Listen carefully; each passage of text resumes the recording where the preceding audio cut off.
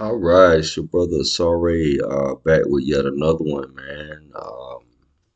You know what I mean? Peace to the ancestors. Love y'all, miss y'all. Yeah, I mean? Uh, Peace to the true and living. You know what I'm saying? We not amongst the mentally dead. We amongst the true and living. You feel me? So peace to the true and living. Oh man, I got an interesting piece for y'all today, man. I ain't trying to hurt nobody. I'm just like an old blues singer, man. I'm gonna just spit a lick like an old blues singer and be up out of here. You feel me? So we ain't trying to hurt nobody on this one. But you will need to bring your attention span for this.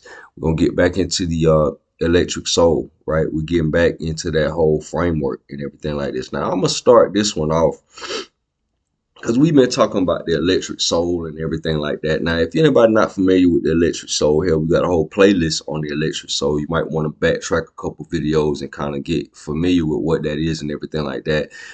Electric soul is we're dealing with the soul from the perspective that it is a electrical phenomenon as opposed to a spiritual phenomenon. We're not taking anything away from the fact that it is a spiritual phenomenon that fits into numerous spiritual traditions, but we're viewing it from an electrical perspective, specifically from the through the framework of Nikola Tesla, um, to kind of and the special thing about Tesla's framework, he doesn't include the electron, and I know that don't seem like much, but as we've been seeing on a lot of these videos, that packs a punch. Tesla's um, physics framework is modeled after Swami Vivekananda's Vedic metaphysics. So it lines up a lot better with a lot of concepts such as karma, reincarnation, and all that when we make the soul an electrical phenomena. So getting into this conversation, right? So in this framework, we're dealing with the idea that the soul is the blueprint for the biological entity and everything like that, right? So the soul being the blueprint for the biological entity that's facilitated by the DNA as an antenna or whatever, what we theorize. Go back to the previous videos. I'm not going to bog this one down with that. Go back to the previous videos. But we were basically talking about how there's a feedback loop from this energetic blueprint to the physical human being that's acting and doing things or whatever case may be. On a previous video we called that the canonian cause, canonian causes and stuff like that or whatever. Let's say like when you get sick, it has a some sort of origin in some sort of psychological stress or whatever case may be, something of that nature. How the soul, as we call it, or the blueprint from an electrical perspective, has a constant feedback loop, of which when we explore it from this model, karma is a part of that feedback loop, um, electrical feedback loop. So let's kind of get into this. Now, starting this off before I even get into what I came to talk about today. So we're going to get into the electro-etheric architecture of transcendence. Amen. Electro-etheric architecture of transcendence, a comparative analysis of Tantra, occult sexual polarity, and antinomian kinetics via the bio-etheric feedback loop framework. Amen. Say that three times fast. So this bleeds back into the conversation that we had in previous videos when we go back into the Sabian conversation. When we go back into the Sabian, the first video we did on the Sabian thing, the Sabian origin of Tantra and everything like that. Go back and watch that video. This bleeds into that when we talk about the left and the right hand path as far as Tantra is concerned, and how the left hand path has its origin in this draconian, typhonian current or whatever case may be. And then the right hand path has its origin is or its highlight as far as the Osirian priesthood. When we get into the Twat and all that, or whatever case may be, the Osirian priesthood is where modern things, let's say like Freemasonic fraternities come out of, and Judeo-Christian theology comes out of the what we're going to call in this the right hand path or whatever, and we're going to describe what that is, and we're going to contrast that with the left hand path and what the left hand path is, and the difference between those two paths of attainment electrically within the body. So we're not talking about good and evil, because one is traditionally associated with what's commonly referred to as evil, and one is traditionally corresponded with sort of like good. It's kind of like a good and evil thing. In their inception, that was not the intention. As we read, if you read into a Hargrave Jennings, his stuff or whatever, he talks about the rights of the left-hand path were corrupted over time or what have you, but they were pure in the beginning. Hargrave Jennings talks about phallicism. He talks about not necessarily the male phallus, but he talks about phallicism in the sense of the worship of the sexual act being the first religion on the planet or whatever. And it ties back into this left and right hand path thing.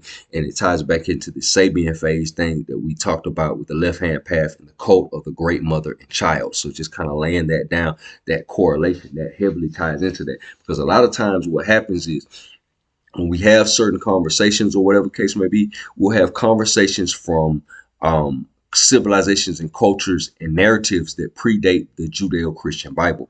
And a lot of people will try to apply biblical logic to these conversations, and you're going to confuse yourself if you apply biblical logic to certain things or whatever. So when we say certain concepts about like good and evil and everything like that, you kind of got to know the backstory to even understand what good and evil kind of is and stuff like that. So neither here nor there, but we're going to start this off, right? We're going to start this off. We're going to talk about death. You know what I'm saying? This video is scheduled to premiere probably around near Halloween, probably the full moon prior to Halloween. So you know, we're gonna start this off. It's the death season, the fall season, or whatever case may be, separating the wheat from the chaff, the harvest season, or whatever case may be, before you go into winter or whatever. All your flock and all your animals that you can't store in barns and things or whatever, you slaughter them. You see what I'm saying? That type of thing. So that's where the whole connotation behind Halloween comes in. That's my in-video rant for today, ladies and gentlemen.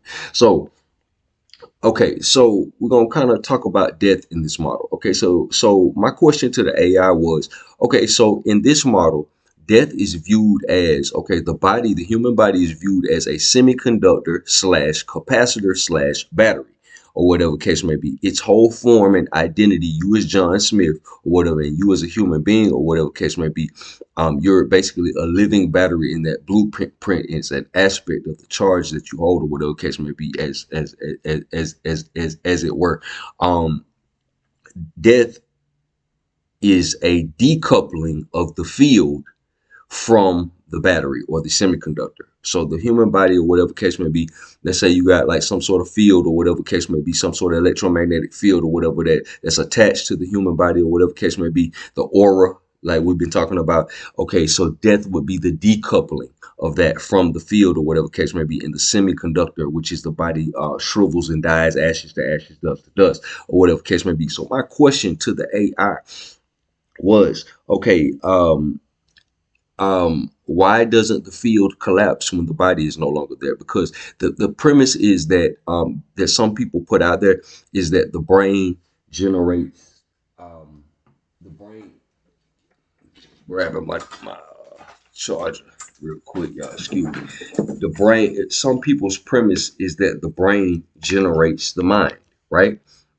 So my question to the AI is, based on this model or whatever, if that be the case, then there should be no soul if the body ceases to exist.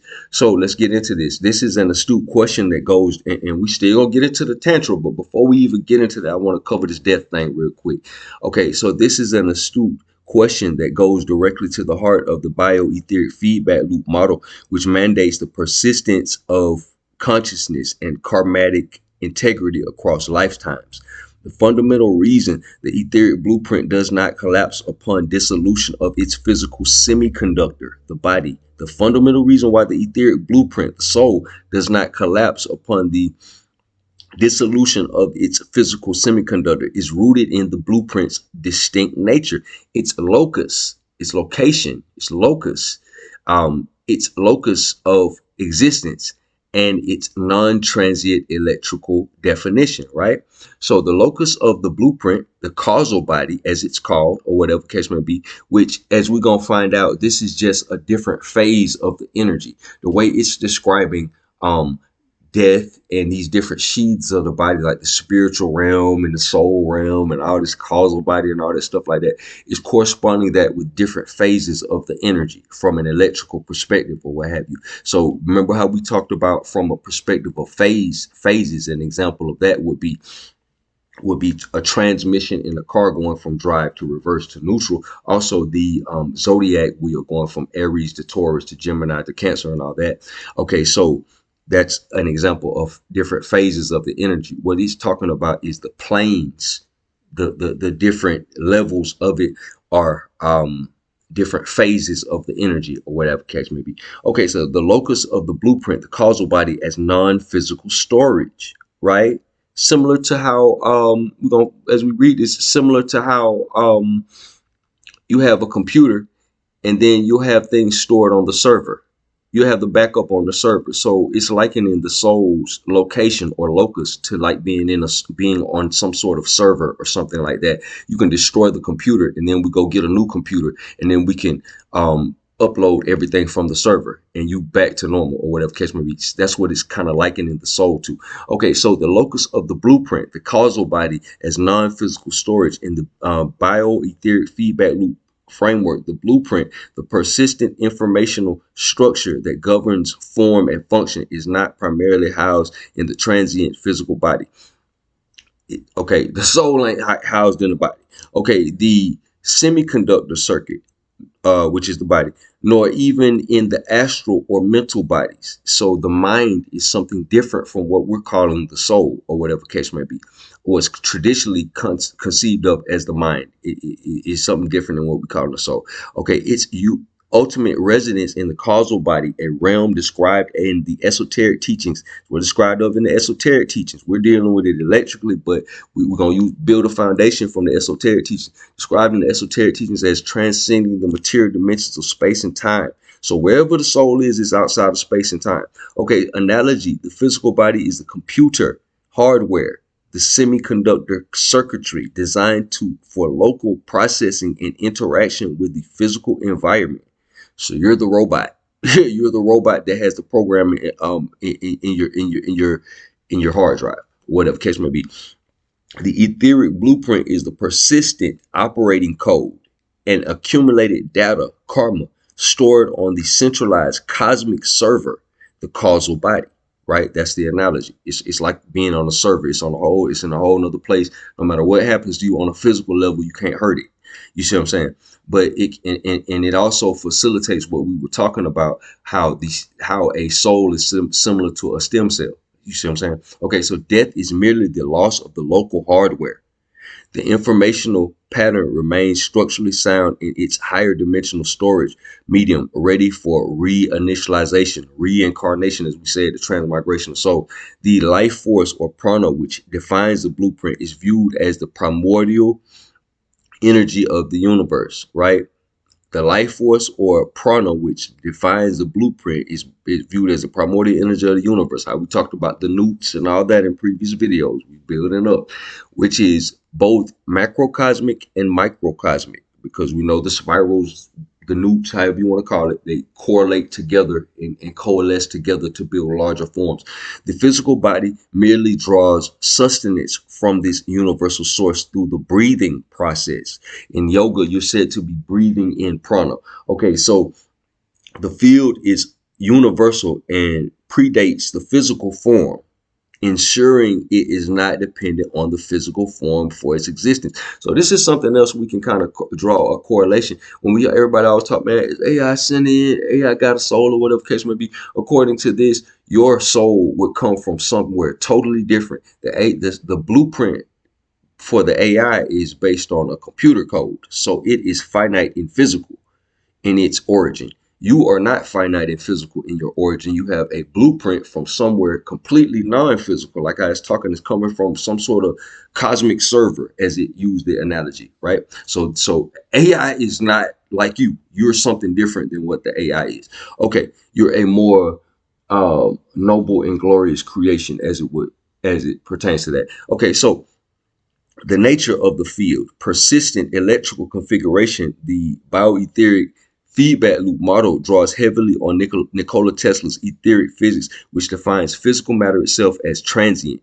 Matter is transient motion.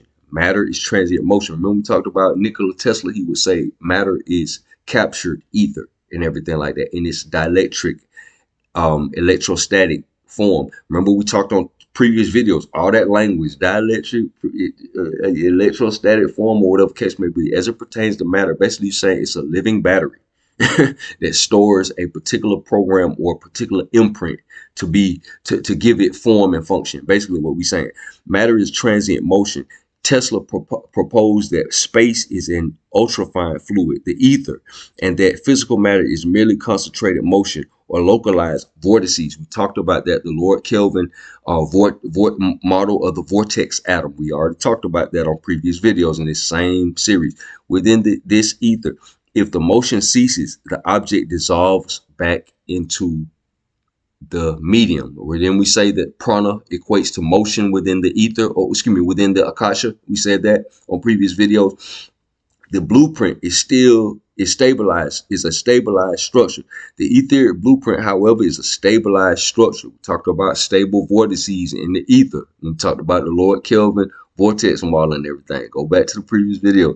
A pattern of motion or a self-sustaining informational whirlpool that has achieved a level of persistent structural integrity. We said principles are like that as well. We likened principles in another video to what Tesla was calling scalar potentials, but when we get here, we talk about them being stable vortices in the ether, or whatever, complex, stable, low entropy vortices in the ether. All right, so we move it. Okay, the semiconductor is the transducer, Bishop from the X-Men, Robert Becker's direct current system. The physical semiconductor is the biological network tasked with transducing the etheric pattern into analog commands for cellular life, right? It's changing the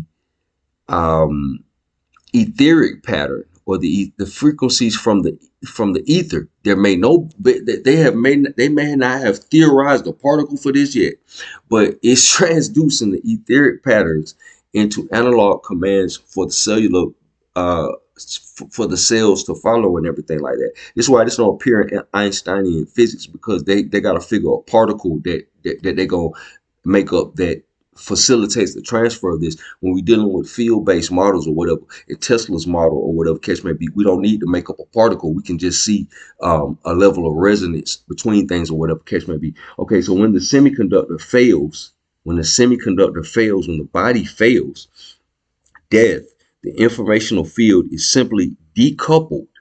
The informational field is simply decoupled, releasing the pattern back to its persistent causal locus, similar to a massive electrical release, right? So death would be like the current of injury that Robert Becker talks about. Go back to what we talked about, how an electrical current in the body can trigger cell dedifferentiation, or a liver cell turning into a stem cell, and electrical stimulation can stimulate respecialization, that same stem cell turning into a neuron or something. Okay, so the karmatic imperative closing the feedback loop, the non-collapse of the field is also a necessity of the feedback loop mechanism itself. Karma is defined as interpersonal, immutable law of causation. If the etheric blueprint were to collapse upon death, the principle of cause and effect, karma, would fail, right? Karma would not. We know that the field don't collapse at death because karma wouldn't exist. You see what I'm saying? We've talked about karma for whole groups of people before in this. Okay, so the stored electrical consequences of all action, the accumulated energetic impedance, resistance, or coherence, you see what I'm saying, resonance, must persist. The persistence of the field ensures that the soul or blueprint modulates by accumulated action can instantaneously reinitialize a new biological system, basically what we call reincarnation, thus maintaining the integrity of the closed loop system, right? Action, blueprint modulation, new incarnation, consequences, right? So commit an action, as Steve Smith, it affects the blueprint. You get a new incarnation, and the adjusted blueprint issues out a physical consequence associated with it. In summary, the field does not collapse because it is not stored in the physical body. So whatever you are is not stored in the physical body. We are spiritual beings having a physical experience. That has been this model kind of supports that. Okay, blueprint is okay. It's the body is the temporal receiver and transmitter, whereas the blueprint is the perennial, self-sustaining informational structure that exists outside the conventional constraints of the physical domain. All right, so we just went into death and everything like that, and basically why the field don't collapse when you take away the semiconductor, because the field ain't in the body. So let's get into this tantra. You know what I mean? I'm going to lay some of that down, because that's going to kind of come into a little bit. That's kind of going to be interesting a little bit later on. Let's get into this. Okay, so introduction to the Bio-Aetheric Feedback Loop framework, right? The analysis of esoteric and mystical practices through a unified quasi-scientific framework requires the adaptation of specified models capable of bridging metaphysical concepts with principles derived from physics. Yes, sir. The Bio-Aetheric Feedback Loop is proposed as such a framework defining the human subtle anatomy not merely as a network of conceptual energy centers, not merely a network of conceptual energy centers like, oh man, chakras and stuff like that or whatever, but a complex bioelectric system capable of generating, storing, and manipulating non-Hertzian frequencies. We showed that on the circle of space, matter, and time, that at an analogy of the difference between Hertzian and non-Hertzian. Hertzian is electromagnetic spectrum. Non-Hertzian are things that are outside of the electromagnetic spectrum that potentially move faster than the speed of light. Okay, so even in that, when we were talking about the soul or the blueprint or whatever existing in some other phase of energy or whatever case may be, that's outside of space and time for us or what have you. So it's showing that there can be these etheric vortexes that exist on phases of energy or whatever that are outside of our direct physical access. Okay, so this report utilized the Bio-Aetheric Feedback Loop to examine the mechanics of both right hand Dakshinachara,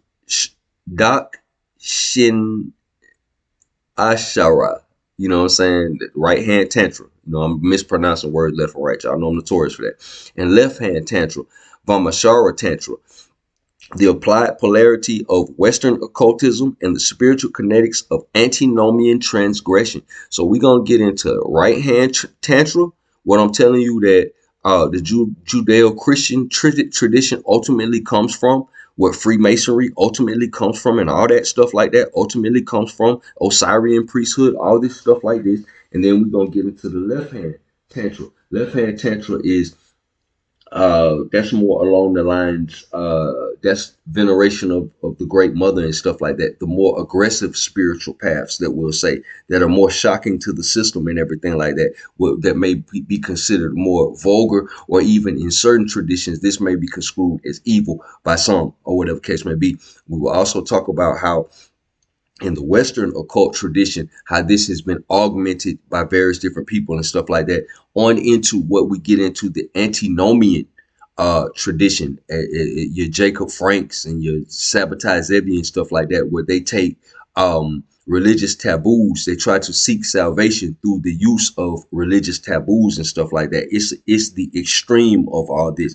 It is basically the warping of the Vamachara Tantra, the left hand Tantra, because remember we said earlier that according to Hargrave Jennings, left hand was not necessarily an evil thing. That tied into the great mother and child cult and stuff like that. But over time, based on the nature of the practices or whatever case may be, it was misconstrued and taken out of context and became associated with what would become evil and everything like that. So let's get into this from an electrical perspective.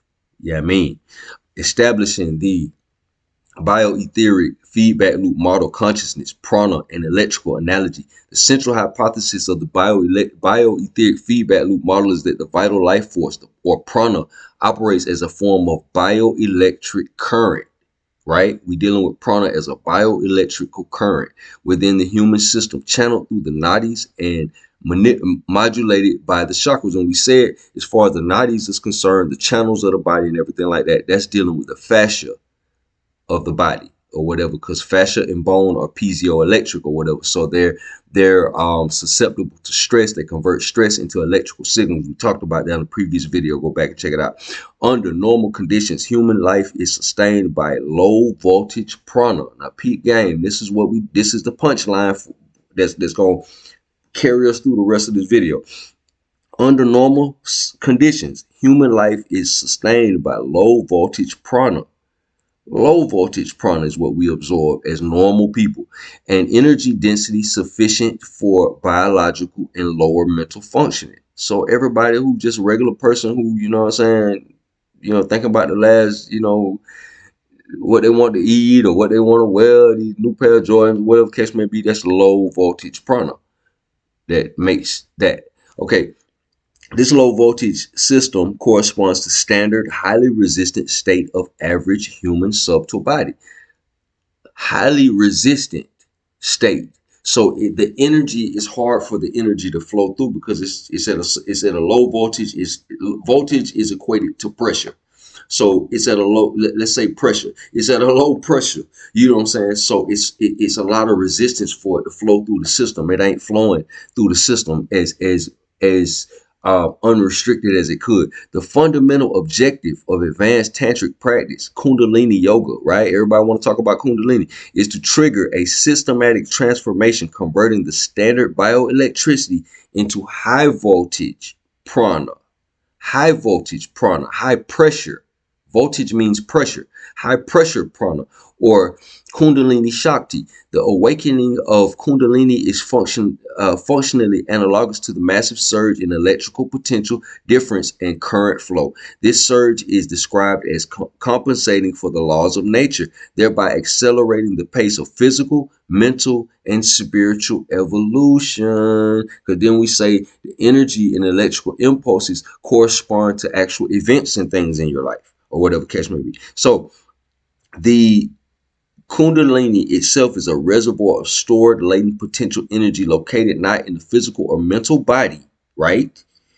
The Kundalini itself is a reservoir of stored latent potential energy located not in the physical or mental body, but in the causal body. Then we say the causal body is another phase of this whole thing of energy that we really don't have access to in our current phase or whatever. It's not a physical plane type energy or whatever. It's somewhere else. It's linked to what we call in the soul or the original blueprint. It's some more subtle form of energy that we can't measure with our equipment or whatever case may be, where standard concepts of time and space are transcended. Its initial activation is often described as an abrupt effect, akin to sudden combustion in a confined space, confirming the characteristics of a rapid, massive, high current discharge, right?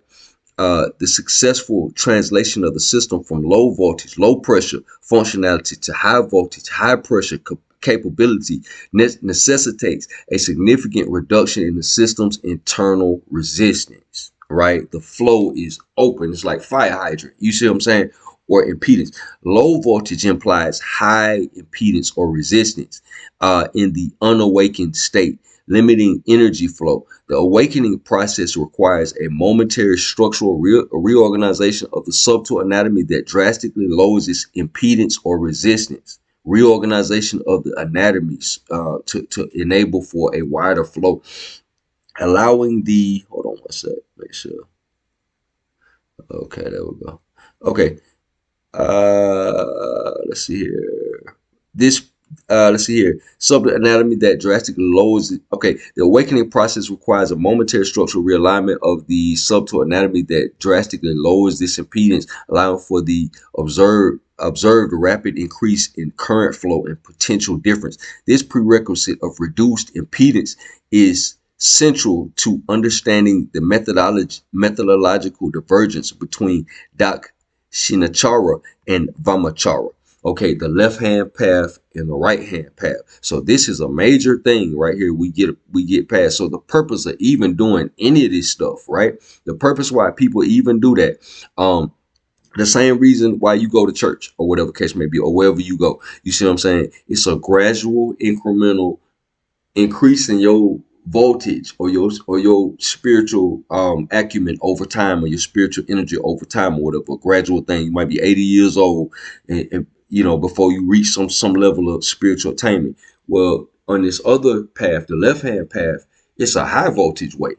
You know what I'm saying?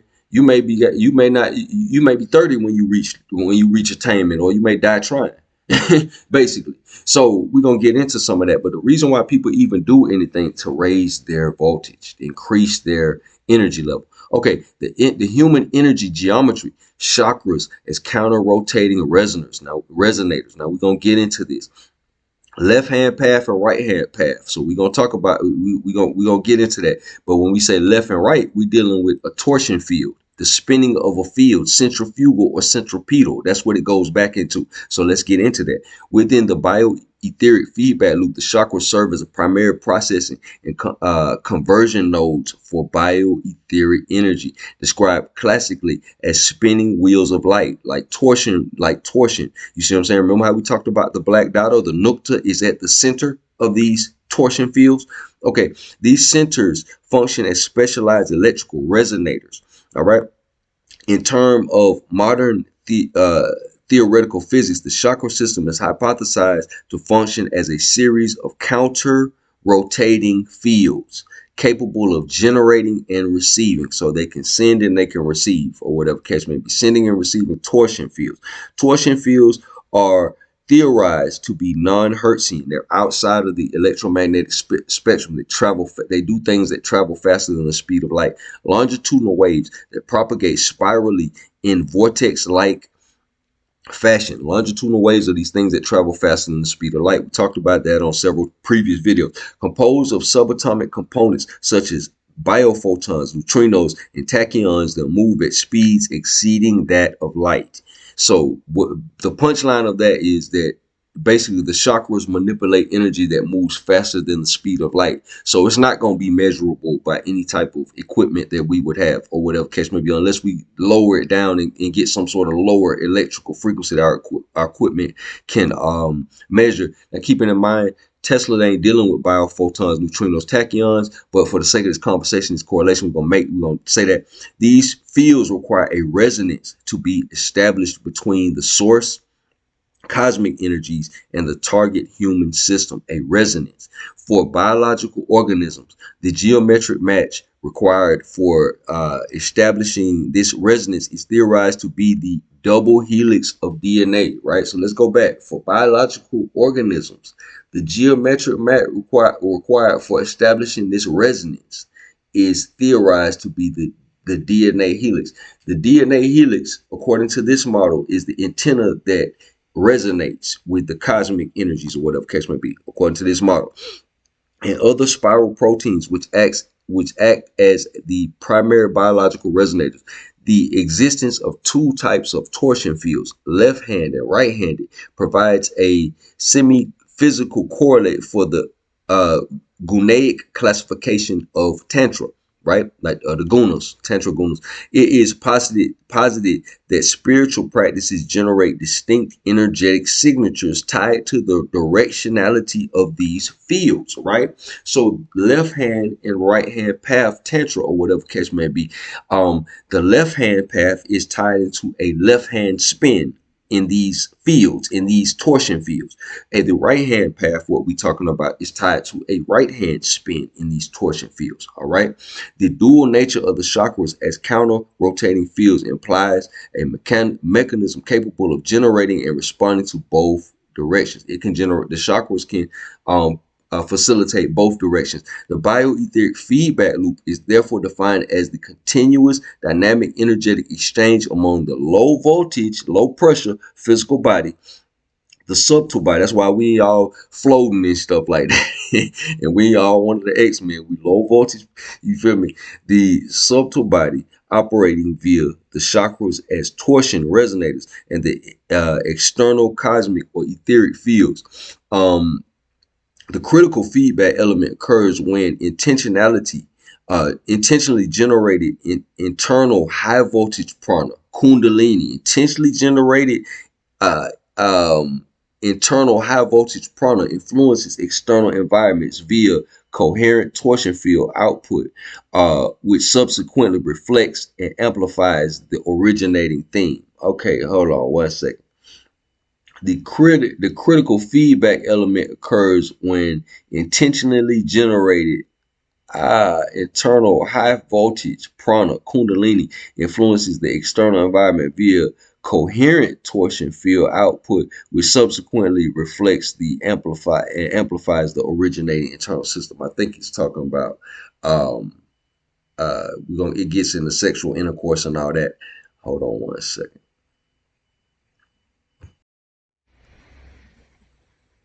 All right, so okay, hold on. Let's see here. I'll make sure I'm still rolling. Still rolling. Okay, so electrical analysis of the right hand. So we're gonna start off with the right hand path Tantra. So electrical analysis of the right hand Dakshinachara Tantra. All right, Dakshinachara is a high impedance, high resistance. Impedance is resistance. High impedance, stable system, Sattva guna. So it's high resistance, but it's stable. You're not gonna run into it's not harmful. It's not potentially dangerous in doing it. It's very slow, steady, and measured, and you get guaranteed results, but it takes longer. So the Dakshinachara, the right-hand path, is characterized by so this is the path, this is the template, right? Regardless of what, I know a lot of my Judeo-Christian people, I know you try to put biblical framework on everything, but this is kind of outside of biblical framework, specific biblical framework. So it's not going to completely fit, but this is the origin of your Judeo-Christian safe spiritual practices or whatever case may be. You see what I'm saying? And it's not limited to Judeo-Christian, but I know that's very popular thing. So this is the genesis for safe spiritual practices, I'll say.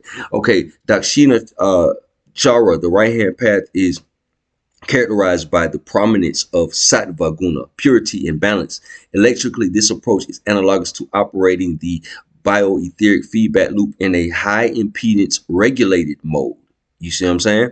High resistance, but highly regulated mode. The inherent stability of this system ensures that energy processing is clean and consistent, minimizing entropic interference, noise, and catastrophic failure and everything like that. The path, so in a sense of, let's say, Judeo-Christian religion, that would be similar to bhakti yoga. Bhakti yoga, devotion to one particular deity, would be a path of a similar nature. You see what I'm saying? It's high resistance, but it's very regulated. It's very structured or whatever. There's no room for anything else to come in and disrupt the system or whatever, because you're dealing with one thing or whatever case may be. The path consists of traditional Hindu practices, and that's just an example. It's not limited to that. The path consists of traditional Hindu practices such as asceticism and meditation. These are energy practices focused on controlled internal charging and steady state. Controlled internal charging, like chanting and all this stuff like that or whatever, charging the field in steady state direct current accumulation. You're accumulating energy for this transition through sustained meditation in pranayama. The practitioner maximizes energy input while strictly minimizing external disruptions and metabolic expenditure, right? Fasting and praying and stuff like that, minimizing metabolic expenditure, maximizing energy input, fasting and praying. This method prioritizes internal self-regulation. The Dakshinachara Bio-Aetheric Feedback Loop analysis indicates a preference for slow, incremental spiritual evolution. That's like going to church every Sunday, right? By maintaining high impedance. There's nothing, if that's what you do, there's nothing wrong with it. I'm not knocking nobody who do whatever they do, whatever stop you from wilding out here. You know what I'm saying? The practitioner accepts a slower pace but ensures high reliability. The goal is to gradually speed up the physical, mental, and spiritually evolutionary process. The spiritual objective the fusion of Shiva, the consciousness, the positive role, and Shakti, energy, the negative pole within the body, is achieved through prolonged contemplation and internal alchemical synthesis, requiring no external physical catalyst. So they don't have to take any type of, specific elixirs or nothing. They don't need no talismans, no amulets or nothing like that. It's nothing specific. It's just an internal thing. Their devotion to a particular whatever they got going on, consistent with the torsion field hypothesis. Dakshinachara Sattvic non-disruptive nature suggests that the practices primarily utilize or reinforce right hand torsion fields, slow and steady. Right hand torsion, slow and steady. These fields are theoretically associated with organization, stability, coherence, resulting in a predictable and consistent spiritual development trajectory, right? The safety and consistency of this approach means the risk of disastrous karmic oscillation or system overload is significantly mitigated, right? Okay, so let's move on. Electrical analysis of the left hand path, right?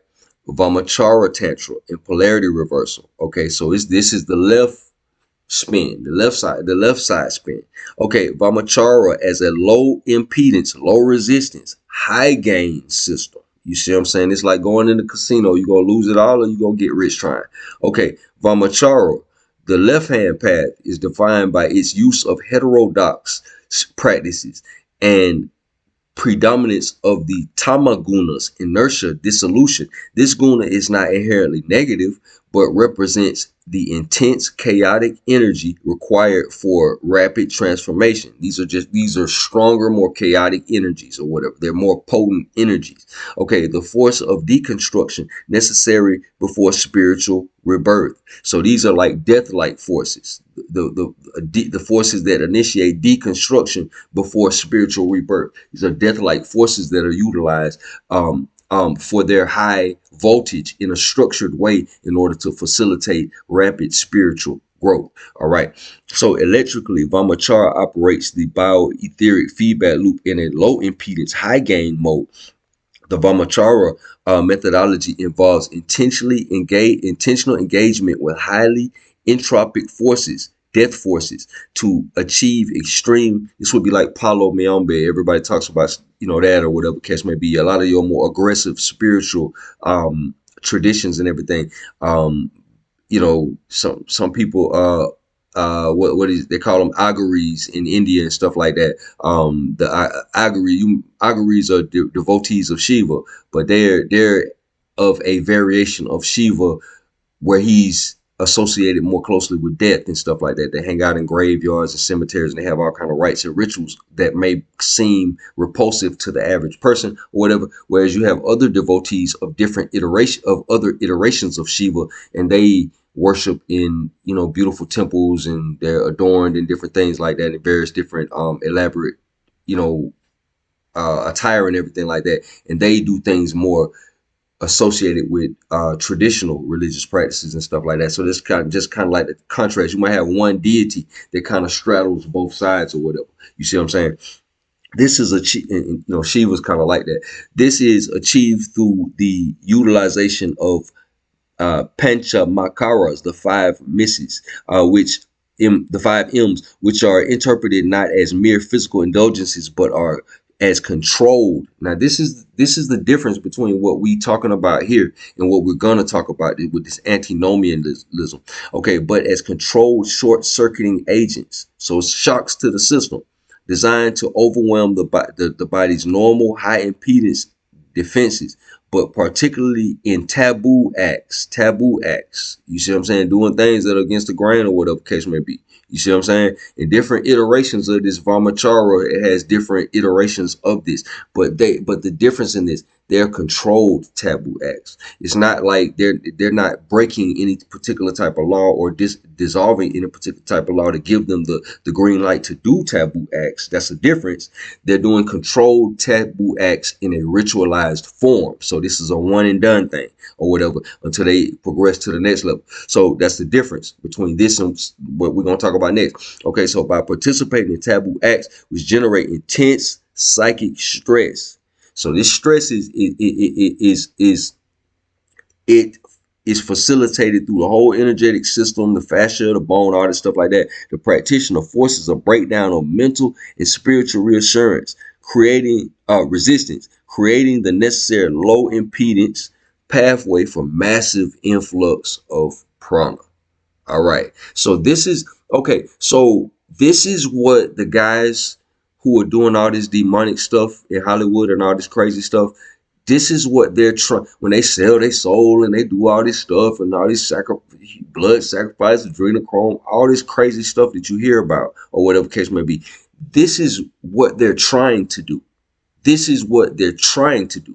Okay, so Hargrave Jennings writes at length about this, and we're gonna get into some of Pascal Beverly Randolph, some of his stuff when we talk about the Western occult tradition in a few minutes, and we're gonna talk about, you know, Pascal Beverly Randolph and Hargrave Jennings, which is a student of Pascal Beverly Randolph or whatever. They talked about phallicism, sex magic, and everything in the Western tradition or whatever. But it's still so it's mimicking this what we're talking about here or whatever. The purpose of this, outside of all the symbolic doodads or whatever case may be, the purpose of it is a quick high voltage increase so that you'll be able to attain certain levels of transcendence. It's a shortcut way or whatever case may be. This mimics the path, the Jedi and the Sith in Star Wars. You see what I'm saying? Star Wars, the Jedi would be the first one, the right-hand path, what we talked about. The Sith would be this, what we talking about now, or whatever. So, or it would come out of that. This goes back into that Sabian thing that we were talking about earlier. So let's keep going. The energetic physics of Maithuna and induced polarity fusion, right? All right. The core electrical mechanisms of Vamachara is the generation of high voltage impulse via the fusion of polarities, Shiva and Shakti in that sense. In traditional Vamachara, this fusion is extremely externally catalyzed through Maithuna or ritualized sexual union. Okay. Asana, which is distinct from ordinary physical intercourse. So they're not talking about normal, like what a lot of your tantric people call friction sex. What they talking about? They talking about for lack of a better way of saying, like using a woman's body as like a battery and stuff like that, and using the sexual energy as like a circuit to increase the voltage of both people doing it. So that's that type of thing.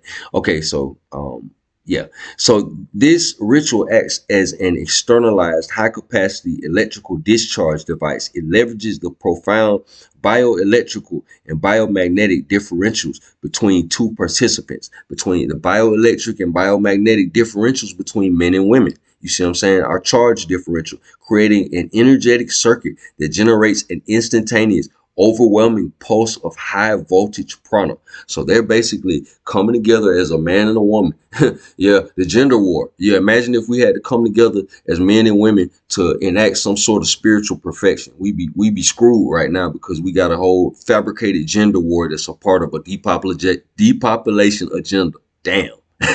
So anyway, this immense surge forces sudden activation of Kundalini Shakti, producing an abrupt effect like sudden combustion in a confined space, right?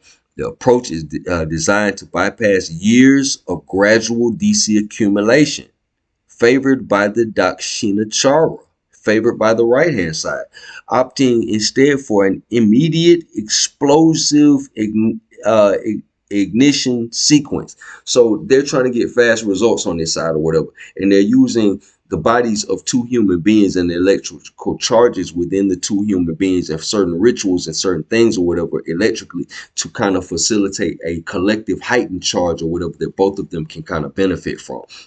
So what's the brother's name? well, I can't. It's a couple of tantric teachers that talks about it. I can't. Sunyata Saraswati. He was a guy that passed some years ago or whatever. He had the cosmic cobra breath and everything like that. It's a lot of tantric teachers or whatever that kind of talk about some of this stuff or whatever. So, containment and the challenge of system overload. So this is the downside of doing the Vamachara. Vamachara, or the left hand path. Vamachara, the Vamachara Bio-Aetheric Feedback Loop model demonstrates that while the path offers massive energy generation, it entails extreme risk, like get rich or die trying type deal. The kamasic nature of the practices suggests the intentional engagement with left hand torsion fields, death energies, destructive death energies, or whatever, that cause the breakdown of a structure, which are theorized to promote entropy, death, and the destabilization of gross material structures. So you're dancing with the devil, dancing with death, or whatever case may be, or not necessarily evil forces. They're not evil. They're just for the purpose of destruction. Every energy has a particular purpose and time and function or whatever. So these are not evil energies specifically, or whatever case may be. Some people would construe them as that. They're more so this highly potent, destructive energy. Okay, similar to these cats in CERN playing around with freaking dark, antimatter and all that. Okay, so the central challenge is energy containment. Energy containment. Once the high voltage pulse is generated, it must be successfully channeled upward through the central pathway Sushashamna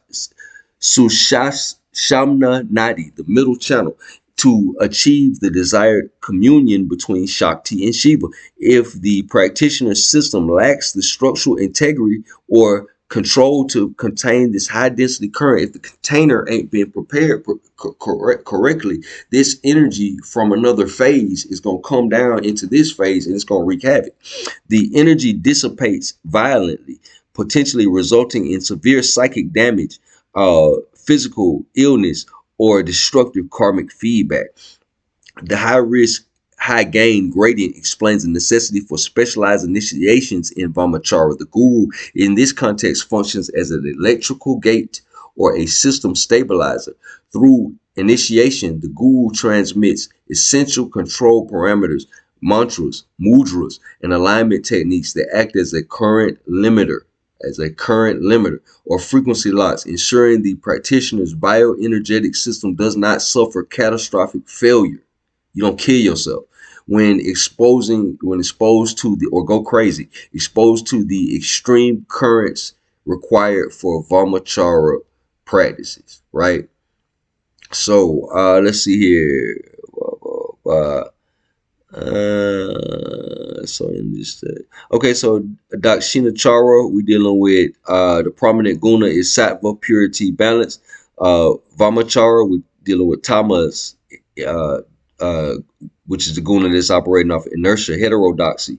Okay, bioetheric feedback loop analogy, high resistance, low noise, uh, versus low resistance, high gain. All right. Energy state, the Dakshana, the right hand, a controlled release, steady accumulation, low voltage. Vamachara, left hand, explosive release, catalytic transformation, high voltage pulse, continuous DC charging versus induced high power surge. Right. That's the analogy. Practice focus, asceticism, meditation, self-regulation. Don't that sound more like going to church and kind of contemplating and reading a book, reading your Bible and all that stuff like that for my Judeo-Christian people or whatever case may be, meditating, chanting, and all that safe stuff. Okay, Pama uh Panchamakara, ritual, transgression, polarity, fusion, Mathuna. This is the left hand path or whatever, ritual transgression and all this stuff like that. Right? Internal, because we did a whole video on that, how the karma of criminals is different than the karma of regular people. We talked about that. Okay, internal self referential circuitry. You're constantly trying to think of how you can do things better or whatever case may be, how you can self-correct. Induced external differential or whatever case may be. You see what I'm saying? You're using external things to kind of speed up this process or whatever. Karmic risk of all this. Low, moderate, slow accumulation. This Dakshana, the right hand path. Left hand path. High, rapid, extreme system fluctuations, overload potential. So you pushing the system to its max to try to get the benefit of it. Steady state reliability versus potential catastrophic short circuit. So that's the risk of the two sides. Neither is necessarily inherently good or evil, so to speak, or whatever. Good can be more so associated with one than the other, but they're neither inherently good or evil. They're just two approaches. One is more aggressive than the other and stuff like that. All right. So, and they're also attributed, let's say, like the Twa or the moon, the lunar phase, in out of the four phases of Egyptian civilization: Sabian, lunar, solar, lunar, and solar. The Sabian phase would be more so this. It would tie more so in this left hand path. What we talking about? The safer one would correlate to the Osirian priesthood with the Twa and all that. Okay, so let's get into this Pascal Beverly Randolph Hargrave Jennings in the Western electrical polarity model. Yes, sir. The analysis of esoteric electricity must incorporate the Western occult tradition, particularly the foundational work of Pascal Beverly Randolph, whose teachings profoundly influenced later orders such as the OTO, Order Templo Orientalis. That's, you know, the order that Aleister Crowley, Kenneth Grant, all those guys belong to. Pascal Beverly Randolph. Pascal Beverly Randolph was a Rosicrucian, by the way, so he wasn't a part of that OTO, because that's another thing.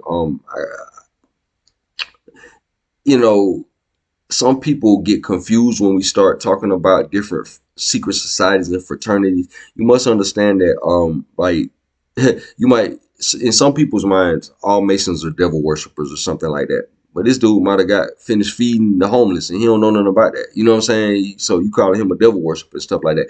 If you read Kenneth Grant's book, I believe it's in Code of Shadows, he talks about that the OTO is a specific lineage. The Masons that are associated with the Illuminati are a specific lineage of individuals. That you know, when you talk about, oh man, we rolled up on the Prince Hall, brother. Prince Hall ain't got nothing to do with the OTO. But now what you have in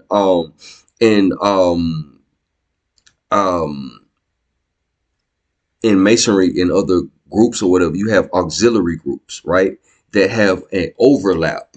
You see what I'm saying? So you might have 500 masons or whatever, and then you might have 30 of them that belong to the Elks, and they're Elks and Masons at the same time, or they belong to the, you know, some other group that's auxiliary group or whatever case may be. So that's how a lot of that stuff gets in. So you banging on the whole collective as if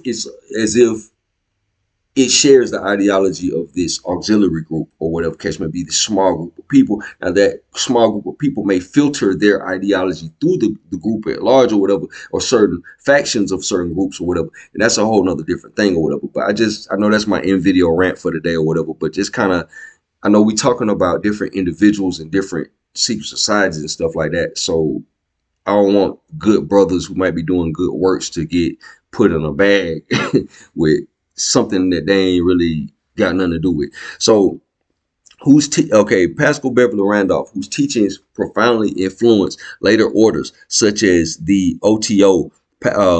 Pascal Beverly Randolph's framework provides a direct electrical interpretation of Vamachara principles, focusing on the external application of generated sexual energy. So Vamachara, the left-hand path, this is where sex magic comes from. And even Pascal Beverly Randolph, he was, I think he was a founder of the Rosicrucians in the West, in America and stuff like that. He is one of the pioneering writers on sex magic and everything like that. So some of his work, the philosophy of Pascal Beverly Randolph, sexual energy as the fundamental universal force, right? Pascal Beverly Randolph established a metaphysical. So just to touch on that, we talk about this ideology and philosophy comes in with the Sabian phase. So this is a super ancient current that we addressing here or whatever case may be. So this precedes what we talking about, the safer way of doing it, or whatever case may be. Okay, so Pascal Beverly Randolph establishes a metaphysical model where the soul itself is electrical phenomena. So Pascal Beverly Randolph was one of the first people to talk about the soul as an electrical phenomena, describing the human subtle anatomy as coursing with a pure white colorless electrical current, utilizing magnetism for movement through space. This perspective affirms that the Bio-Etheric Feedback Loop's model's core premise that consciousness and vital energy are fundamentally high frequency, non-conventional electrical phenomena. They're electricity of some on some other phase or whatever case may be that's harder for us to measure here. Okay, for Randolph, sexual energy was definitely identified as the fundamental force in every being, the most powerful force in nature, and the most characteristic evidence of God. This recognition aligns Pascal Beverly Randolph's work directly with the energetic philosophy of Tantra, where Shakti, creative energy, is accessed via polarity fusion. Hargrave Jennings, noted as a student of Pascal Beverly Randolph, contributed the scholarly understanding of ancient polarity and phallic symbolism. When we say phallic symbolism, he's not literally just talking about the male phallus. He's the male phallus. Well, that's the only phallus it is. But phallic symbolism, what he's talking about, is the worship of the generative act, inclusive of male and female, is what Hargrave Jennings is talking about when you get into his stuff. Establishing the necessary cultural and historical framework for the application of Pascal Beverly Randolph's sexual dynamics, the electrical dynamics of sexual magic, polarity, receptivity, and the fluid condenser. This is some of Randolph's stuff. Pascal Beverly Randolph's system, detailed in works such as Magia Sexualis, recognize the mutable nature of bioelectrical polarity. Right? He's talking about male and female, moving beyond simple physiological definitions to embrace betweenities and the polarities of holding multiple sexual subjectivities simultaneously. Now, I think this is where a lot of that, the gender stuff comes in at that's come out to this day or whatever the case may be. I think this might be the genesis of some of that in the West. This fluidity suggests an advanced technique for manipulating the positive and negative poles of the bioelectric circuit during ritual. The key technological mechanism in Pascal Beverly Randolph's system is the fluid condenser. The apparatus or substance is conceptualized as an electrical reservoir specifically designed to concentrate and store the high voltage electrical current generated during sex magic rituals. So that was one of his things. He could externalize the sexual energy as far as how he's talking about it.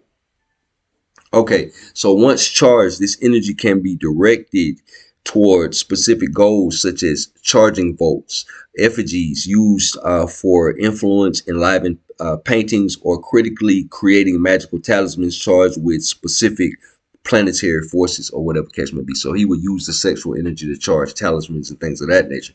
Okay, so comparison, controlled output versus transcendental input.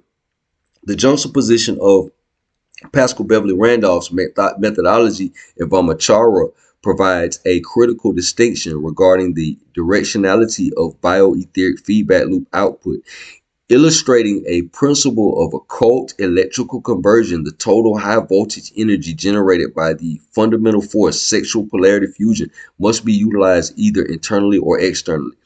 Okay. The total high voltage energy generated by fundamental force, sexual polarity fusion, basically two people doing their thing, must be utilized either internally or externally. Externally in the sense of what Randolph is talking about, channeling it into an item or something like that, or a condenser, a fluid or something like that, or internal, like what the Vamachara is talking about. Vamachara transcendental input, the high voltage impulse generated by Maithuna is directed inward to charge the practitioner's internal system, specifically focusing the energy pulse up the Sushumna Nadi to achieve Shiva Shakti fusion and gnosis. The Bio-Etheric Feedback Loop is focused on personal spiritual liberation. Pascal Beverly Randolph, Western sexual magic, controlled output, right?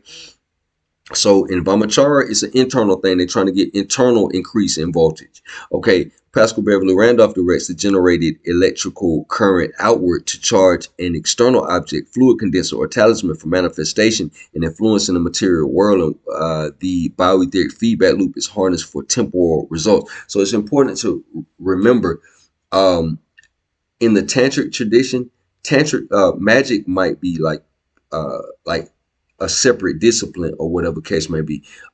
With Pascal Beverly Randolph, he's dealing with sex magic. He's trying to channel it externally or whatever. Vamachara is more so a path of cultivation for individuals. Okay, so this functional difference highlights the mechanistic reality, the ultimate destination of the high voltage prana pulse, internal self-charging or external object charging. You see what I'm saying? Self-charging or object charging. Self-charging or object charging determines whether the practice results in spiritual advancement or material manifestation, right? Okay. Synchronization of the bioetheric feedback loop, astrological elections, Mahurta, and cosmic resonance. High voltage tantric practice, particularly Vamachara, demands not only internal control but also optimal synchronization with external energy fields. So basically, if you notice, if you examine anything in the Vedic tradition, everything they do has astrology attached to it. So this calculation of these external energy fields, what we say in astrology, is present all throughout their culture. Astrological elections, known as Muhurta in the Vedic tradition, provide the necessary temporal engineering framework for the synchronization. Foundational principle, Muhurta as a temporal optimization. Muhurta is these elections, electional astrology, choosing the best time to do things, when to do things. If you got a birthday, that's electional astrology. You know what, Halloween coming up, that's electional astrology. Christmas, oh man, it's electional. Okay, so you man, it's the works of the devil. No, you do it every day. It's built into the calendar. Welcome to the the blindfold being taken off. Foundational principle, Maherta, as temporal optimization. Electional astrology is the branch of the practice dedicated to the determining the most appropriate time for an event based on the astrological auspiciousness, thereby maximizing the potential for most preferable outcomes, favorable outcomes for a practice involving an intentionally induced high amplitude electrical surge, Kundalini awakening. Synchronization is essential to ensure the internal bioetheric feedback loop output is initiated when the external bioetheric feedback loop environment is optimally receptive and amplifying. Let's read that again. Synchronization, you know what I'm saying, resonance is essential to ensure that the internal in you bioetheric feedback loop from your internals to you output is initiated when the external bioetheric feedback loop environment is optimal and receptive. Because we talked about, I can be in a place and I might be balling out of control, as they say, and you might be in the same place or whatever case may be, and based on your natal configuration, you might have a hard time in that same place, or vice versa. I might be where you at, and I might have a hard time, and you might be getting it in. You see what I'm saying? As they say. So, the planetary field hypothesis, amplified cosmic vibration, the rationale for Mahurta rests on the hypothesis that celestial mechanics directly influence the Earth's local etheric electromagnetic environment. Planetary alignments are not merely visual phenomenon, right? They're not merely visual phenomenon. They're not rocks in the sky, but are believed to create a potent cosmic event. Remember how we talked about how Eric Dollard said that the sun is like a transformer, bringing energy from counter space, discharging it out into our solar system, a la radio astrology, or excuse me, radio astronomy, a la radio astronomy. And these frequencies that are coming out of that star are what is it? The planets resonate with these frequencies or whatever case may be. So Mars energy initially comes from the sun is what it's saying or whatever case may be. So they're not just rocks in the sky. They absorb and resonate specific frequencies of energy that cause their combined energies to flow to Earth as an amplified vibration. The amplification creates a powerful energetic environment conducive to spiritual practices and manifestation, right? It lowers the resistance.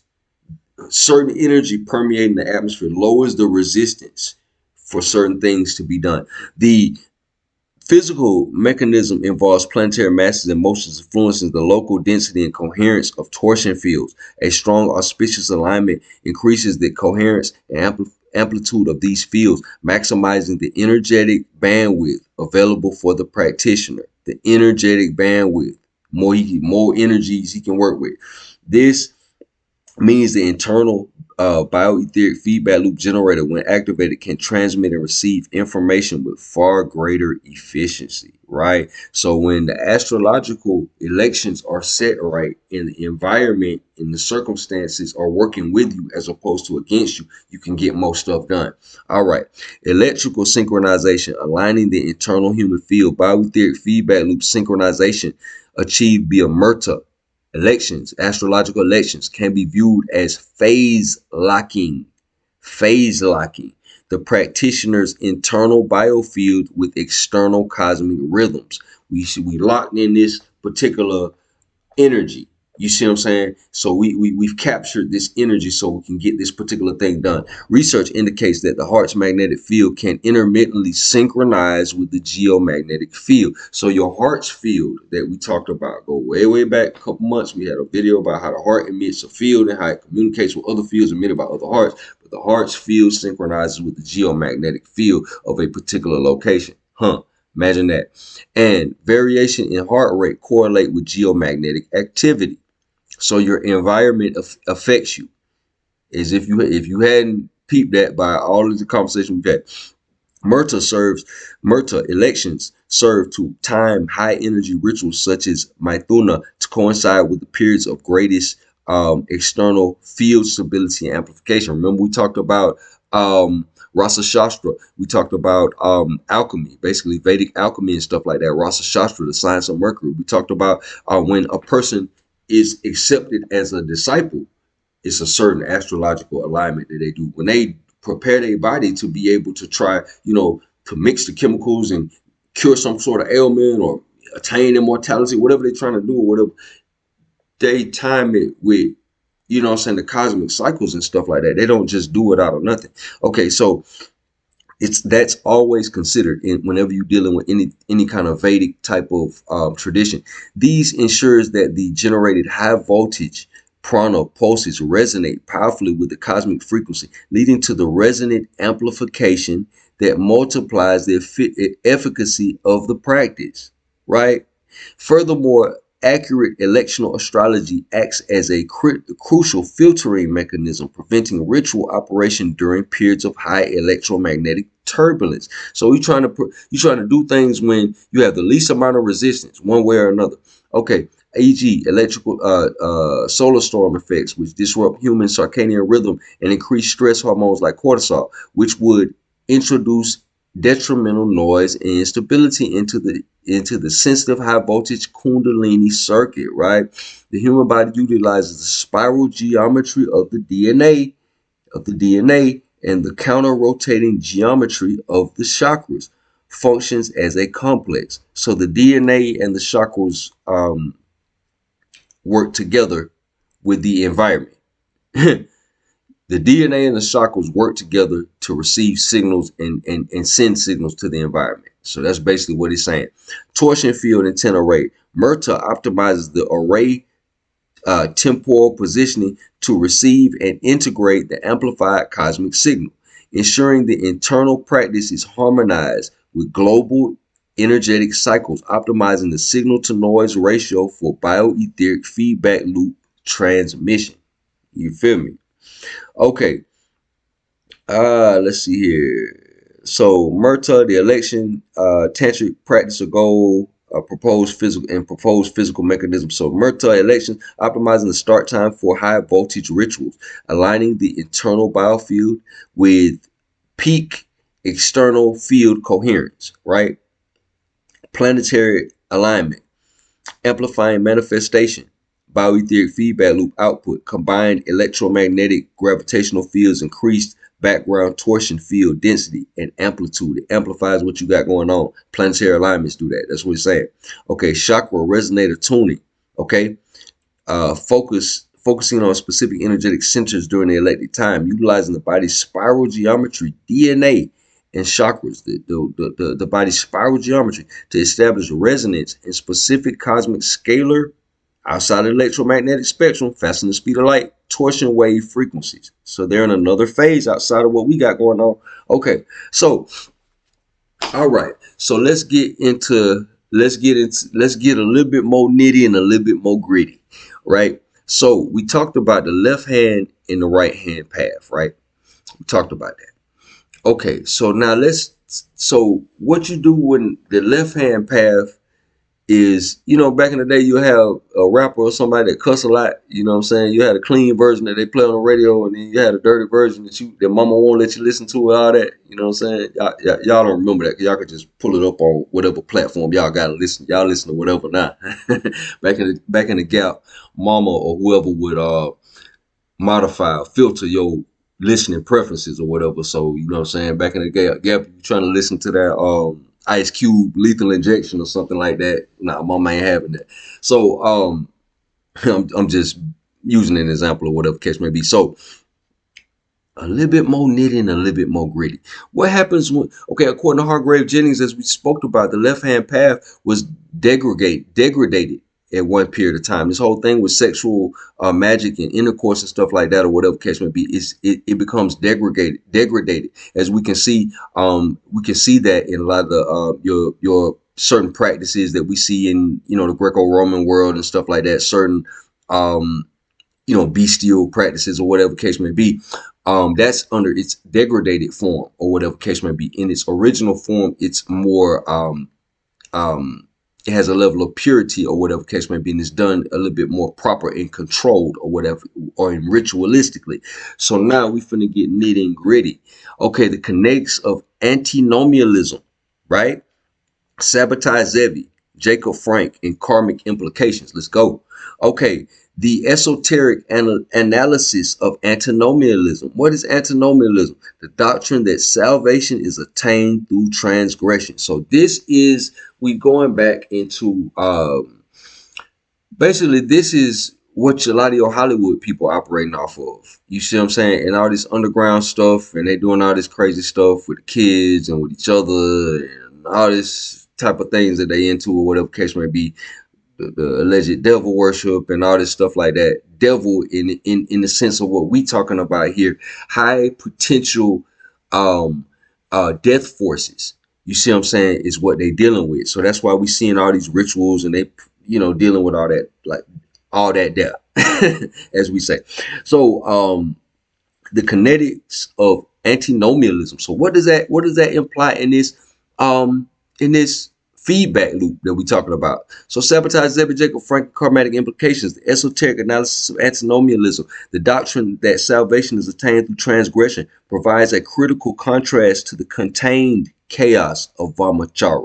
Vamachara, the left-hand path we were just talking about, was contained ritualistically, particularly regarding the karmic and energetic consequences within the Bio-Aetheric Feedback Loop. So Vamachara, they consider that there are karmic consequences to what they got going on. So everything that they doing is contained ritualistically, and it's understood that this could destroy your system or whatever. So we got to operate with care. And if you're not capable of doing certain practices, we got to get you right, get your system right, so you can sustain, your body can sustain it, right?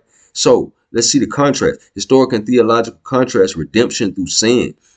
Sabbatean movement, spearheaded by Sabotage Zevi in 1666, introduced the radical concept of redemption through sin. Zevi argued that holy obligations would cease in the Messianic era, leading adherents to actively practice transgression, including sexual promiscuity, feasting on fast days, and abolishing ritual observances. This was a guy that came and said he was the Messiah in 1666, and a lot of people to this day still follow this cat and his teachings. Thus, you have Hollywood, Aleister Crowley, and all this crazy stuff. So, Jacob Frank, Zevi's successor, solidified this occult philosophy into Frankism, You see what I'm saying? Advocating that imitating the divine required one to cross every boundary, transgress every taboo, and mix the sacred with the profane. Frankish practices were characterized by extreme, intentional boundary violations, including incest, forbidden dietary acts, and ritual sacrifice. Right? Okay, so I must make it known that this is a small this what we're talking about is a small cultural nuance, a small pocket, a small group of people. We're not gonna paint all of the people that kind of fall up under that community like they subscribe to that. That's a small group of people, but their reach is long, apparently, as we can see. The electrical parallel, antinomianism as extreme polarity reversal. Both Vamachara and Frankism employ acts of transgression to generate an energetic shock wave via polarity reversal. They both deliberately engage in tamasic forces, the profane, to create intense energy, right? I know it's on another, let me see here. It was another some I was looking at where they got, I forget what it's called, where, um, and I ain't trying to be vulgar in me saying this or whatever. You know what I'm saying? It's a name for that. You see what I'm saying? Like people, how you have women doing this and men doing this. Like,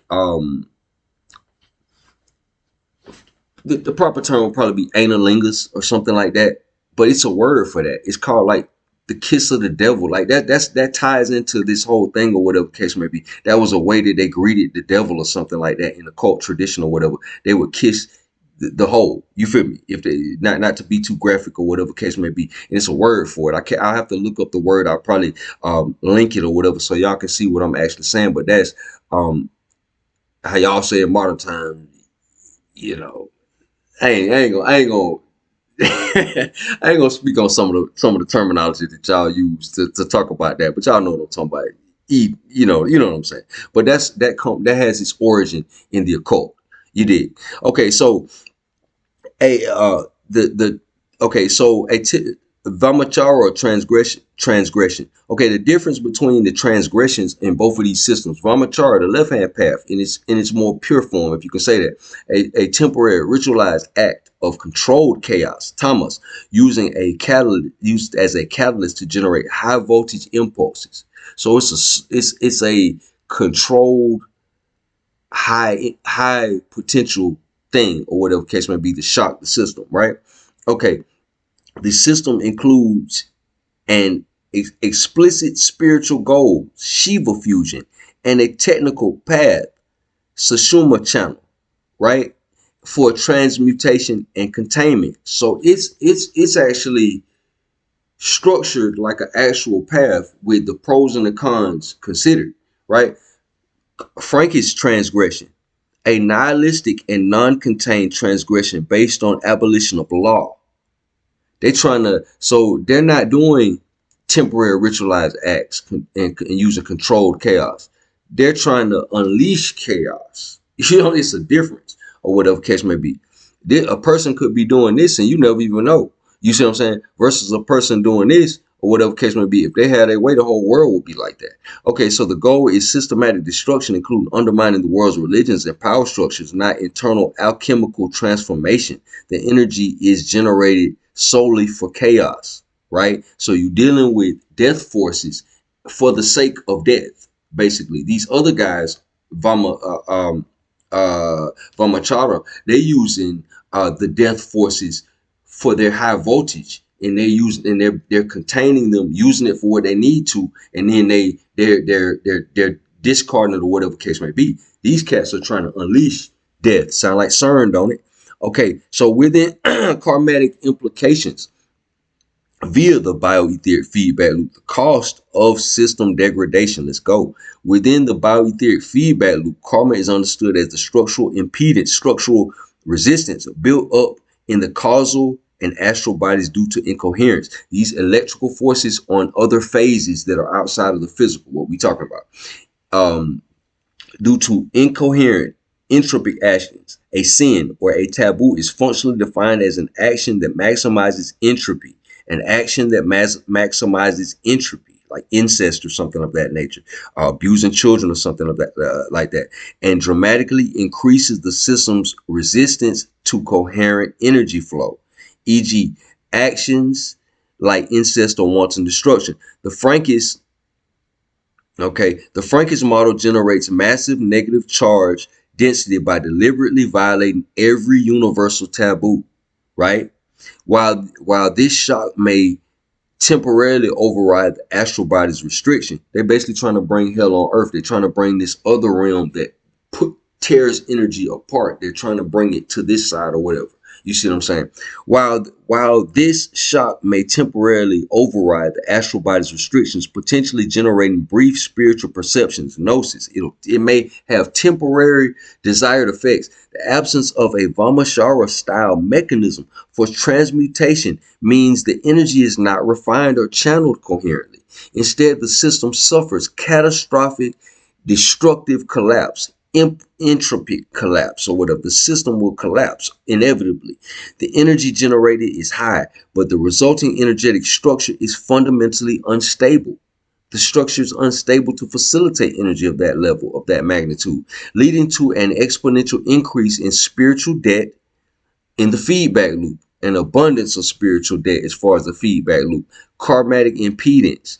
This instability arises from the introduction of massive nonlinear harmonic distortion into a practitioner's subtle field, or whatever case may be, similar to something like a kundalini experience that a person ain't ready for. Their body is not ready for it, so they go crazy or short circuit or something like that, or have some sort of seizures or something. Vamachara seeks a coherent, high amplitude harmonic frequency liberation by fusing the sacred and profane in a controlled ritual container. So the original left-hand path that we're talking about that goes back to the Sabian era of ancient Egypt and stuff like that, as told by Gerald Massey and stuff like that. And as we get further context by Pascal Beverly Randolph and Hargrave Jennings, it was a controlled thing, right? That they were doing this until it gradually started to degrade. In people's mind, the tradition started degenerating, degrade. Okay, like Kenneth Grant talks about in Cults of Shadow. Frankism, through the abolition of all boundaries, introduces an erratic, destructive waveform. The energy leads to outward chaos, reflected in Frank's historical association with undermining institutions, right? That's a pattern. Rather than transcendence, violating the historical assessment that Jacob Frank represented one of the most frightening phenomena in the whole of Jewish history due to the inherent spiritual destructiveness of the method.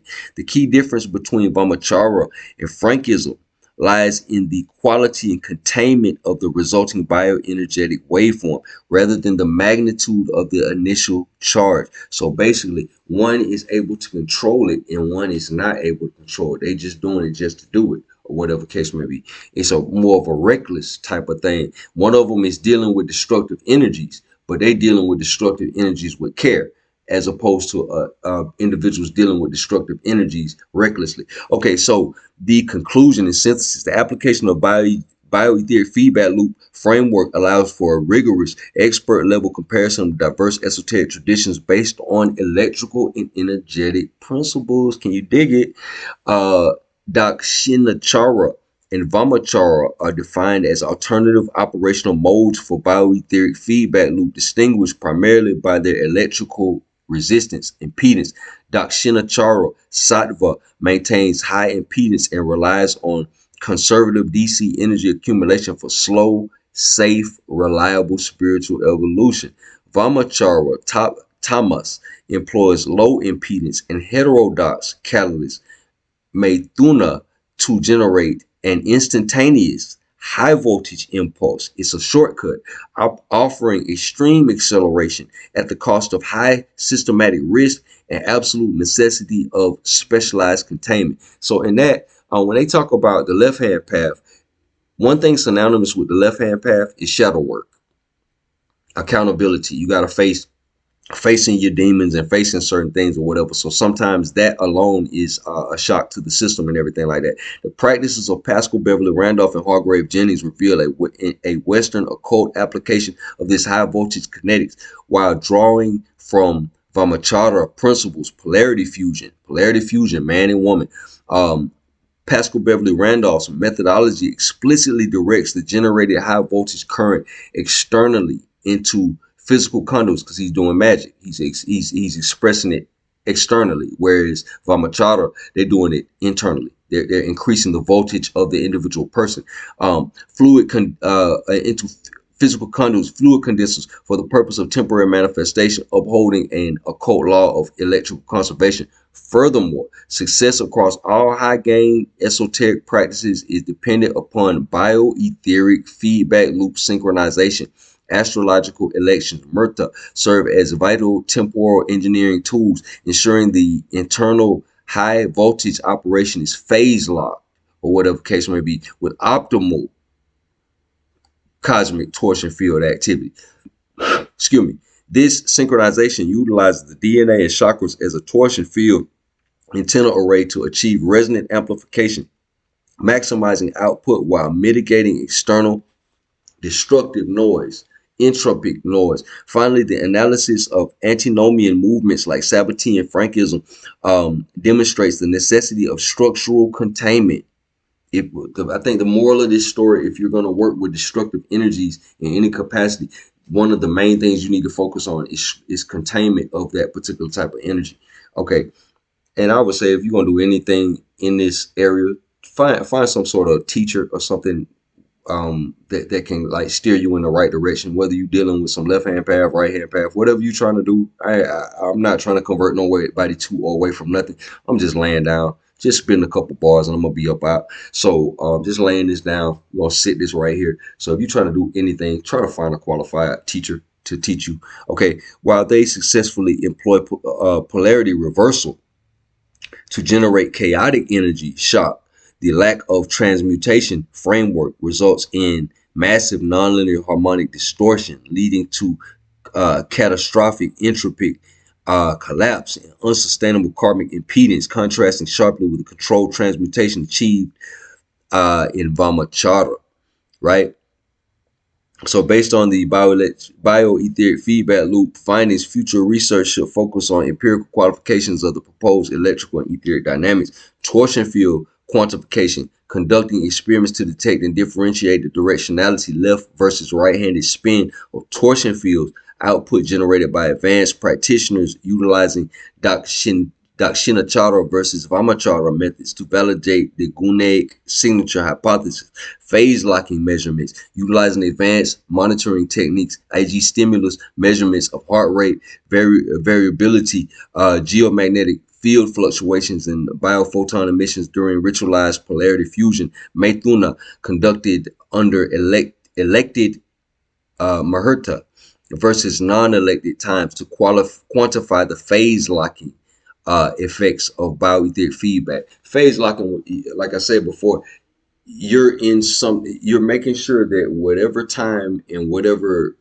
time that you're trying to do this or whatever case may be, the environmental conditions, which we know are also important, are lining up with what we're trying to do.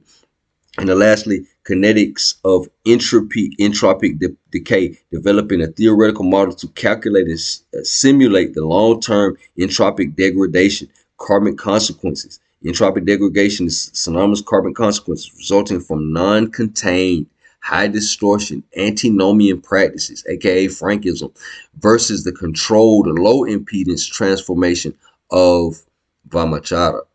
So,